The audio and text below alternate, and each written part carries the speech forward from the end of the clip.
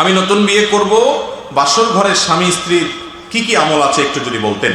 ভাইরা আমার, এই সম্পর্কে মাসনুন এবং মুস্তাহাব যে আমলগুলো আছে সেগুলো হলো যে একজন স্বামী বাসর ঘরে গিয়ে তার স্ত্রীর কপালে হাত রেখে দোয়া করবে, আল্লাহুম্মা ইন্নী আসআলুকা খায়রাহা ওয়া খায়রা মা জুবিলাত আলাইহি ওয়া আউযু বিকা মিন শাররিহা ওয়া শাররি মা জুবিলাত আলাইহি। অর্থাৎ, আল্লাহ, এই ভদ্র মহিলা আপনারে বান্দি, তার ভিতরে যত কল্যাণ আছে সেই কল্যাণগুলো আমি চাই, যত অকল্যাণ আছে সেটা থেকে আমি পানা চাই, এটা দোয়া করবেন। এরপরে ওযু করে 2 রাকাত নামাজ পড়বেন এবং স্ত্রী সেখানে পেছনে ইক্তেদা করবে, অর্থাৎ জামাতের সাথে পড়বেন। এটা মাসনুন বিভিন্ন সালাত থেকে জামাতের সাথে পড়া প্রমাণিত। বাস, এটা হলো বাসর রাতের আমল। এর বাইরে আপনার মহারণা পরিশোধ আমাদের দেশে অনেক সময় বাসর রাতে দেয়, এটা আরো আগে আগে দিয়ে দেওয়া উচিত।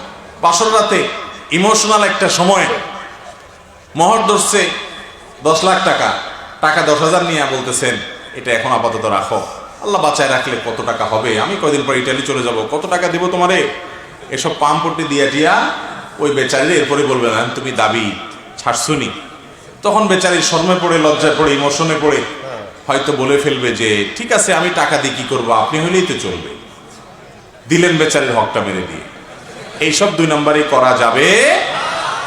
আপনার কাছে মহরের টাকা না থাকলে আপনারা বিয়ে করতে বলছে কে? নবী করিম সাল্লাল্লাহু আলাইহি সাল্লাম বলছেন, যার বিয়ে করার টাকা নাই সে রোজা রাখবে, চরিত্র হেফাজতের জন্য কি করবে, সে সিয়াম পালন করবে। আপনারা বিয়ে করতে বলছে কে? বিয়ে করবেন, মহরের টাকা জোগাড় করবেন, যত টাকা মহর দিতে পারবেন তত টাকা ধার্য করবেন। মেয়ের বাপরাও এক্ষেত্রে কম দায়ী না। মহর ধরে 10 লাখ, 20 লাখ, 30 লাখ। যে ছেলের সাথে বিয়ে দিচ্ছেন আপনি নিজে জানেন, সেই ছেলে 10,000 টাকা বেতনে চাকরি করে, তাহলে ওর কাছ থেকে 10 লাখ টাকা আপনি আশা করেন কেমনে? এগুলো মেয়ের বাপরা ধরে এজন্য যে যদি কখনো আমার মেয়ের তালাক দিতে যায় যেন এই টাকার জন্য সে আটকা পড়ে যায়। তো বিয়ের আগে থেকেই যদি আপনার নেগেটিভ চিন্তা হয়, সংসার টিকবে কেমনে? যত মুরব্বী চাচারা আছে জিজ্ঞেস করেন ওনাদের বিয়ের মহর কত ছিল, 200, 400, 50, 10, 5 টাকা। মানে সেই যুগের 5 টাকার দাম বেশি বুঝলাম, তাই বলে অনেক টাকা ছিল না, কিন্তু তাদের বিয়েগুলো সব এমন টিকা টিকছে, ভালোবাসাগুলো সব সুপারগুলো আঠার মতো।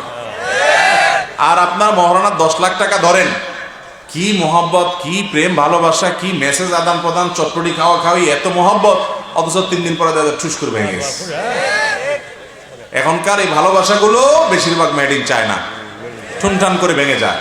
আর মুরব্বীদের ভালোবাসাগুলো সব ছিল মেড ইন জাপান, সবগুলো টিকে। ঠিক না? আমি ঠিক? তো এই জন্য মহরের টাকা বেশি ধরা এটা ভালো কিছু না। মেয়ের বাবারাও দায়িত্বশীল ভূমিকা রাখবেন। আর ছেলেরা ছোট লোকি করবেন না, মহর মেয়েকে পরিশোধ করে দিবেন।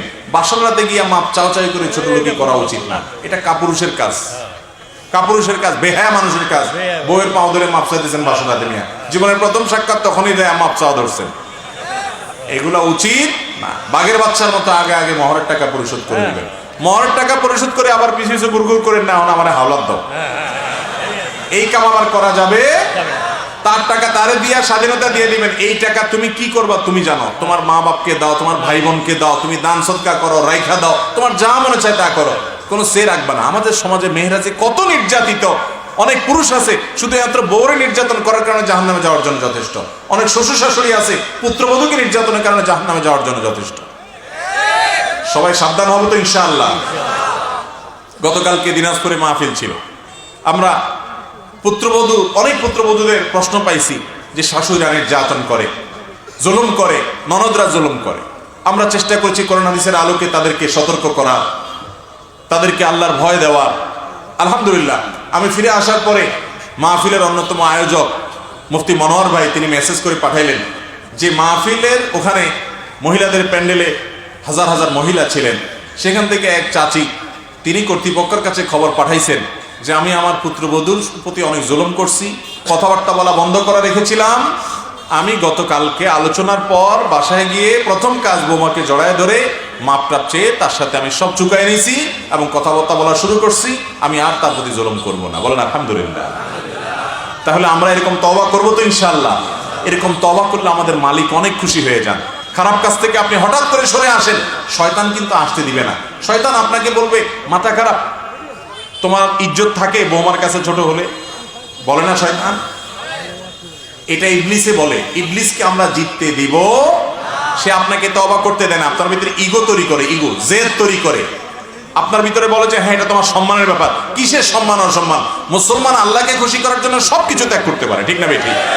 অতএব আপনি কারোর প্রতি জুলুম করছেন। নবী সাল্লাল্লাহু আলাইহি সাল্লাম বলেছেন, সেদিন আসার আগে সবার দায় দেনা সব পরিশোধ করো, সবার কাছ থেকে মাপ চেয়ে সবকিছু চুকায় নাও, যেদিন কেউ কাউকে মাফ করবে না, তার আগে আগে সব চুকায় নাও।